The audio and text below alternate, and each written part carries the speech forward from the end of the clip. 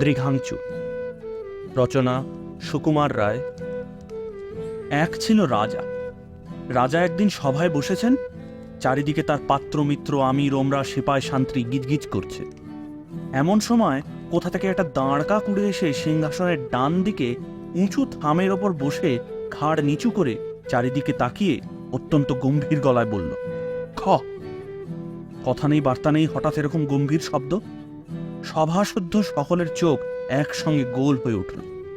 সকলে একেবারে একসঙ্গে হাঁ করে রইল। মন্ত্রী একতাড়া কাগজ নিয়ে কি যেন বোঝাতে যাচ্ছিলেন। হঠাৎ বক্তৃতার খেই হারিয়ে তিনি বোকার মতো তাকিয়ে রইলেন। দরজার কাছে একটা ছেলে বসেছিল। সে হঠাৎ ভ্যাঁ করে কেঁদে উঠল। যে লোকটা চামর দোলাচ্ছিল, চামরটা তার হাত থেকে ঠাঁই করে রাজার মাথার ওপর পড়ে গেল। রাজামশায়ের চোখে ঘুম ঢুলে এসেছিল। তিনি হঠাৎ জেগে উঠেই বললেন, জল্লাদ ডাকো। বলতেই জল্লাদ এসে হাজির। রাজামশাই বললেন, মাথা কেটে ফেলো। সর্বনাশ, কার মাথা কাটতে বলে? সকলে ভয়ে ভয়ে নিজের মাথায় হাত বুলাতে লাগল। রাজামশাই খানিকক্ষণ ঝিমিয়ে আবার তাকিয়ে বললেন, কই মাথা কই? জল্লাদ বেচারা হাত জোর করে বলল, আজ্ঞে মহারাজ, কার মাথা? রাজা বললেন, বেটা গোমুখ্য কোথাকার, কার মাথা কি রে? যে ওই রকম বিটকেল শব্দ করেছিল তার মাথা। শুনে সভাসুদ্ধ সকলে হাঁফ ছেড়ে এমন ভয়ানক নিঃশ্বাস ফেলল যে কাকটা হঠাৎ ধড়ফড় করে সেখান থেকে উড়ে পালাল। তখন মন্ত্রীমশাই রাজাকে বুঝিয়ে বললেন যে ওই কাকটাই ওরকম আওয়াজ করেছে। তখন রাজামশাই বললেন, ডাকো পণ্ডিত, সভার যত পণ্ডিত সবাইকে। হুকুম হওয়া মাত্র 5 মিনিটের মধ্যে রাজ্যের যত পণ্ডিত সব সভায় এসে হাজির। তখন রাজামশাই পণ্ডিতদের জিজ্ঞাসা করলেন, এই যে একটা কাক এসে আমার সভার মধ্যে আওয়াজ করে এমন গোল বাঁধিয়ে গেল, এর কারণ কিছু বলতে পারো? কাকে আওয়াজ করলো তার আবার কারণ কি? পণ্ডিতেরা সকলে মুখ চাওয়াচাওয়ি করতে লাগলেন। একজন ছোকরা মতো পণ্ডিত খানিকক্ষণ কাঁচুমাচু করে জবাব দিল, আগে বোধ হয় তার খিদে পেয়েছিল।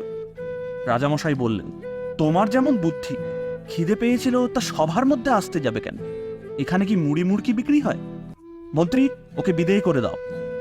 সকলে মহা তম্বি করে বললেন, হাঁ হাঁ, ঠিক ঠিক, ওকে বিদায় করুন। আর একজন পণ্ডিত বললেন, মহারাজ, কার্য থাকলেই তার কারণ আছে। বৃষ্টি হলেই বুঝবে মেঘ আছে, আলো দেখলেই বুঝবে প্রদীপ আছে। সুতরাং পায়স পক্ষীর কণ্ঠ নির্গত এই অপরূপ ধ্বনিরূপ কার্যের নিশ্চয় কোনো কারণ থাকবে। এতে আশ্চর্য কি? রাজা বললেন, আশ্চর্য এই যে তোমার মতো মোটা বুদ্ধির লোকেও এই রকম আবোল তাবোল বকে মোটা মোটা মাইনে পাও। মন্ত্রী, আজ থেকে এর মাইনে বন্ধ করো। অমনি সবাই হাঁ হাঁ করে উঠলেন, মাইনে বন্ধ করো। দুই পণ্ডিতের এরকম দুর্দশা দেখে সবাই কেমন ঘাবড়ে গেল। মিনিটের পর মিনিট যায়, কেউ আর কথা কয় না। তখন রাজামশাই দস্তুর মতো খেপে গেলেন। তিনি হুকুম দিলেন, এর জবাব না পাওয়া পর্যন্ত কেউ যেন সভা ছেড়ে না ওঠে। রাজার হুকুম। সকলে আড়ষ্ট হয়ে বসে রইল। ভাবতে ভাবতে কেউ ঘেমে ঝোল হয়ে উঠল। চুলকে চুলকে কারো কারো মাথায় প্রকাণ্ড টাক পড়ে গেল। বসে বসে সকলের খিদে বাড়তে লাগল। রাজামশাইয়ের খিদেও নেই, বিশ্রামও নেই। তিনি বসে বসে ঝিমুতে লাগলেন।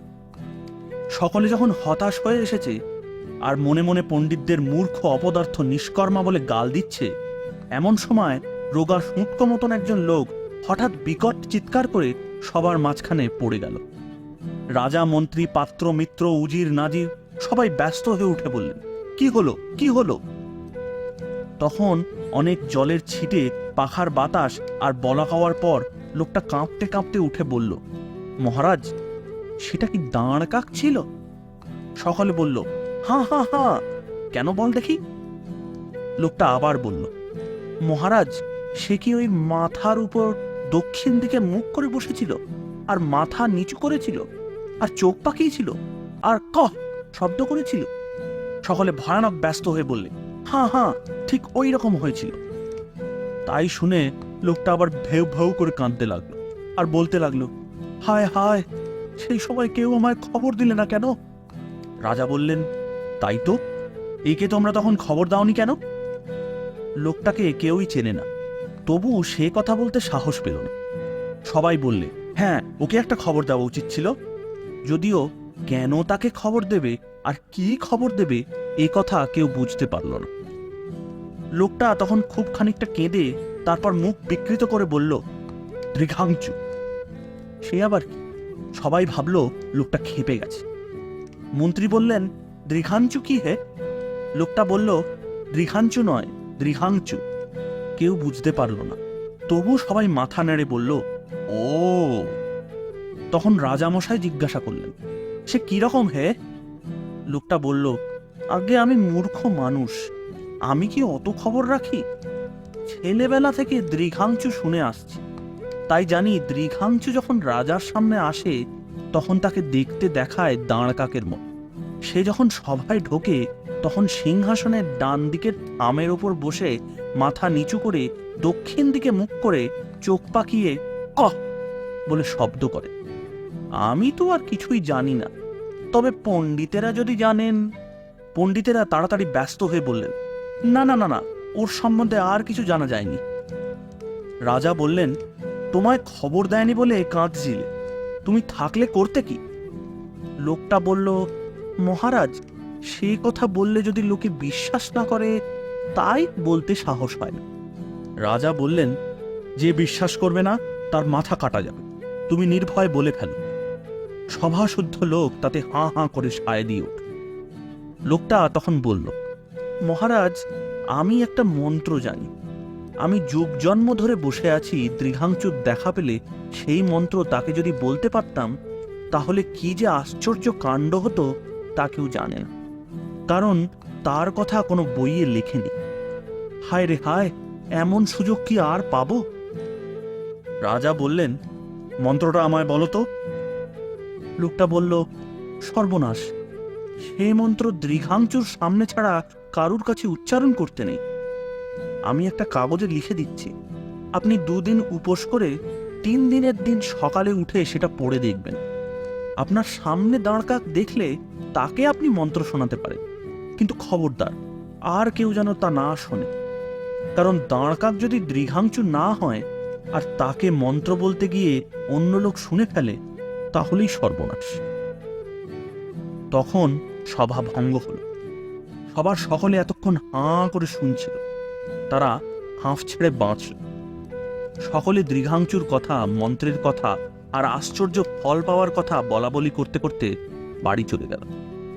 তারপর রাজামশাই 2 দিন উপোস করে 3 দিনের দিন সকালবেলা সেই লোকটার লেখা কাগজখানা খুলে পড়লেন। তাতে লেখা আছে, হলদে সবুজ ওরাং ওটাং, ইট পাটকেল চিৎপটাং, মুশকিল আসান উড়ে মালি, ধর্মতলা কর্মখালি। রাজামশাই গম্ভীরভাবে এটা মুখস্থ করে নিলেন। তারপর থেকে তিনি দাঁড়কাক দেখলেই লোকজন সব তাড়িয়ে তাকে মন্ত্র শোনাতেন আর চেয়ে দেখতেন কোন রকম আশ্চর্য কিছু হয় কিনা।